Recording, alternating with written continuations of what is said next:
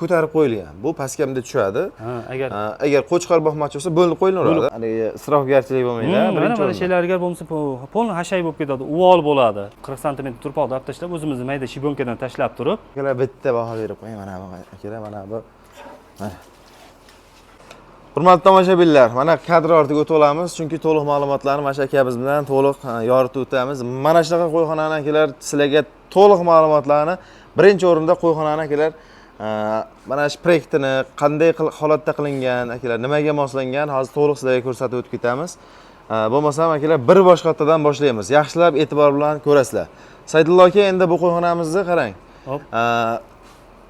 Birinchi o'rinda necha metrga necha metr tushgan? Общий shu zanani o'ziga 18 metr joy ajratganmiz. Общий oxirigacha, devorgacha, 18 metr. Devorgacha, Hop, bu yerda qo'yxonani o'zi 15 metr joyda egallaydi. 15 metr joyga. 15 metr joyda egallaydi. Endi har bitta qo'yxonani necha metr? 3,5 metrdanmi? 3,5 metrdan bo'qqanmiz, devordan oxirigacha 3 metrlik. 3 ga 3,5 joy tashlangan. Demak, hurmatli obunachilar, ko'pchilik so'rashadi, qo'yxonamni qanaqa stilda qilsak bo'ladi deb turib, juda ko'p kommentariyada o'qiymiz. Mana demak, har bitta qo'yxona 3,5 metrga, bunaqasi 3 metr, ha? Shunaqa. Aka. Hop, endi buni mana shu qo'yxonani misol uchun nechta qo'yga mo'ljallab qoldiring hozir? Xo'p, nechta qo'y turibdi, bemalol yeyapti bu? Hozirgi paytda 30 taga yaqin qo'y bor. Bu yerga xudo xolasa 50 tadan oshiq 60 tagacha qo'y sig'averadi. 60 ga yaqin qo'y sig'averadi, bemalol. Sig'averadi. Hurmatli obunachilar, buni bir nima desa bo'ladi akalar? Mana shunaqa sharoitlarda obunachilarimizga nima desa, mana shunaqa sharoitda aka, siz qayerdan bir o'rgangansiz, bir ko'rgansiz, o'zingiz ideya qayerdan bo'lgan? Xo'p, biz ilgari ham qo'y boqqanmiz, lekin bunaqa sharoit bo'lmagan. Endi hozir sizlarga o'xshagan aka-ukalarimiz shu blogerlik qilib, shuni orqasidan o'sha YouTubedan ko'rib, internet orqali ko'rib, razmerini, qaysi holatda qanday qilsa udobniy bo'lishini ko'rib, internet orqali ko'rdik asosan. Mana shu misol uchun hozir biz video syomka chiqaryapmiz siz bilan, misol obunachilarimizga kimgadir bu yana foydali bo'ladi. Bizga o'xshab foydalanib, qiynalmasdan qursa bo'laveradigan. To'ppa-to'g'ri. Ko'pchilik hozir internetga kirsangiz hamma narsani ma'lumotini berilyapti. Chunki obunachilarimiz hammasi obunachilarimizga mana shu ijtimoiy tarmoqda ko'rib turgan obunachilarimiz ko'rsin, foydalansin, shunaqa qo'yxonalarni qilsin. Akalar, xudo xolasa har birimizga nasib qilsin. Saidullo aka, endi birinchi o'rinda mana bu qo'yxonalarimizni solih boqilyapti bu yerda. Solih boqilyapti. Tagini nima qilingan aka buni? Hop, tagini boshida pol qilib ko'ramiz dedik. Lekin pol qilib ko'radigan bo'lsak, endi u uzoq turadigan qo'ylarga o'zimizni qo'y purushkalarimiz maslahat berishdi. Oyoq og'rib qolishi, tirnoq o'sib ketishi degan kasallik bo'lar ekan. Biz uzoq vaqt boqadiganlarga o'sha yerda boqqan qulayroq ekan. Hozir tagi yermi? Hop, tagi yer, lekin yerga oldin boshida ishlov berilganki, 40 sm turpog'ini olib tashlangan.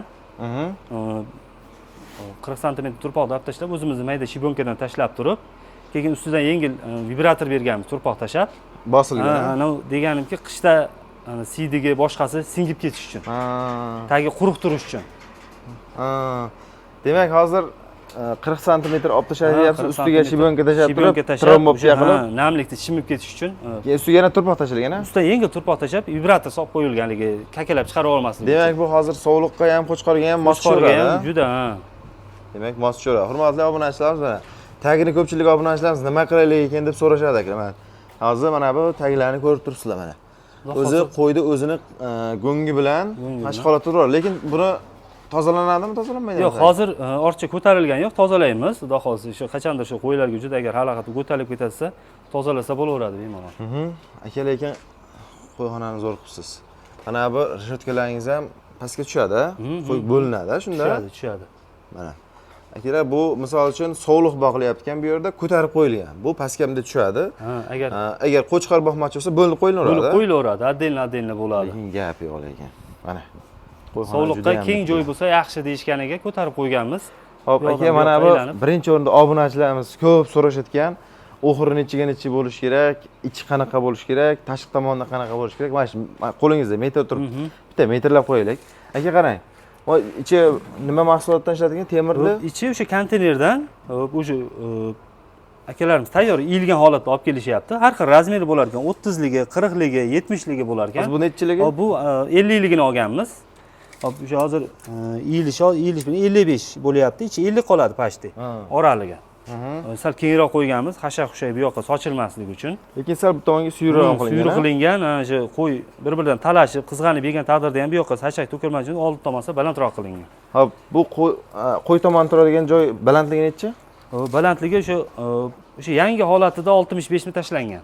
65. Ha, qo'y kirmasidan, gung tushmasidan oldin 65 Hozir edi. 60 ag'bada qoldimi? 60 o'shnaqaga borib qoldi hozir. 65. Bu tomonni bitta o'lchab qo'yingchi. Stashkadan 80 pashta ekan. Ozgina ekan 80. Demak, ozgina ko'tarilgan ekanda. Ko'tarib qo'yilgan, obdo o'qib qo'yilgan, ha. Mana. Lekin mana bunga akalar bitta baho berib qo'ying. Mana bu akalar, mana bu. Mana. Qo'yxonalarda akalar o'rtasidan bo'lingan taqdirda ham bu tomondan ham, bu tomondan ham kelib suvni ichaveradi aylanib mana akalar. Endi bu suv qaysi tomonga chiqib ketadi aka bu? Xo'p. Mana bu misol uchun mana bu suv. Endi misol uchun oyog'i go'ng tushishi mumkin, boshqa tushadi. Qanday buni bunga ham rosa bosh qotirganmiz boshida. Paqir qo'yish o'zimizga to'g'ri kelmagan, to'g'risi. Paqirlab toshigani ba'zida shoshilinch bo'lib qoladi. Rosa bosh qotirib, oxiri kanalizatsiya qilishga bosh qotirib o'sha 76 lik truba kanalizatsiya olib, obdo berdik polnisda. Shu boshidan chiqib ketadi, orqada o'sha ferro arig'imiz bor, рабочий ariq. Hammasini suv idishlarda tushadi. Ichida mana bunday probkasi bor, probkasini olinadi, o'zi kerak emas, yomon suv chiqib ketadi, yana yangi suv quyib yangilab qo'yiladi. Endi bu probkani ham misol uchun moslama qilib qo'yiladi. Moslama временно hozir bu yerdan suv sug'organimiz yo'q, chunki orasi ochiqlik uchun endi katta oxirdan foydalanyapmiz. Ertaga misol uchun bo'linadigan bo'lsa, o'zi beyda особенно o'sha probkasini qo'yib, o'sha yaxshi suv tommaydigan qilib, undan gap yo'q aka, mana Svanteni akalarimiz chiroyli qilib berishga mana suv tushadi, prosta hammasi pastga qarab ketadi. Obdo olinganda akalar mana pastga qarab obdo olingan. O'xirimiz akalar pasti ochiq mana. Urib tashalmagan, skvoznoy bo'ladi. Skvoznoy bo'lib turadi, oyog'im tagi qishda ham quruq turishiga. Lekin birinchi o'rinda qo'yxonangiz yozda ham skvoznoy, qishga bo'lsangiz, mana bu yerini kelengalansa, to'g'rimi? Kelengalansa qishga ham sharoiti zo'r ekan akalar. Lekin qo'yxonani juda ham akalar did bilan qilingan. Mana shu holatda mana sizlarga ko'rsatib o'tib ketamiz. Mana shu holatda o'rta yo'lagi 1,5 metrlik. Mana bu joyi akalar 3 metr. Bunga bir 60 bo'lsa, bemalol qish kunda ham sharoitlar zo'r akalar mana. Mana shunaqa qo'yxonani obunachilarimizga tavsiya qilamiz. Kechqurun ham svitlarni yoqib bemalol qarasa bo'laveradi. Bemalol yo'q, yorug' bo'ladi. Hurmatli obunachilar, xudo xolasa mana shunaqa qo'yxonalarda sizga ham nasib qilsin. Iloji boricha sizlarga bir ozgina mana bu maslahatimiz, mana buni kengroq qilish kerak. Kengroq qilish kerak, iloji boricha kengroq qilish kerak. Chunki hani isrofgarchilik bo'lmaydi. Mana şeylarga bo'lmasa, polni hashay bo'lib ketadi, uvol bo'ladi. Ha, qo'y misol uchun yeyotganda bir kallasini qiladigan bo'lsa, bir-biridan talashadi baribir, boshqa bo'ladi. Solishingizga ham udobniy bo'ladi. Bu yerda sovliq boqilyapti. Hozircha sovliq, ha. Sovliqni aka qarang. Buni to'liq ma'lumotlarni bir keyingi syomkalarimizni ham beramiz, lekin hozir sovliqda nima yo'nalishga boqyapsiz aka? Hozir bo'g'oz qilib sotish maqsad. Sal orifroqda olingan, yosh sovliqlar olingan, lekin qo'chqor qo'shib o'zingiz, qo'chqor qo'shib, xudo xolasa ko'paytirish maqsadida. Xudo xolasa.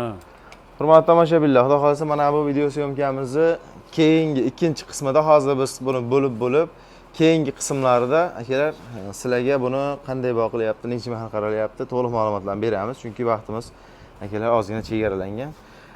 Qayerdadir akalar kommentariyaga yozib qo'yasizlar, xato kamchiliklari bo'ladigan bo'lsa, kommentariyaga o'z fikrlaringizni qoldirasizlar akalar. Lekin mana bu tepasi polligiga ham akalar bitta ahamiyat berib qo'yman. Juda ham akalar, xudo xolasa sharoiti zo'r qilib qo'yilgan ekan mana. Hurmatli obunachilar, bo'lmasam biz video syomkamizni akalar shu yerda yakunladik.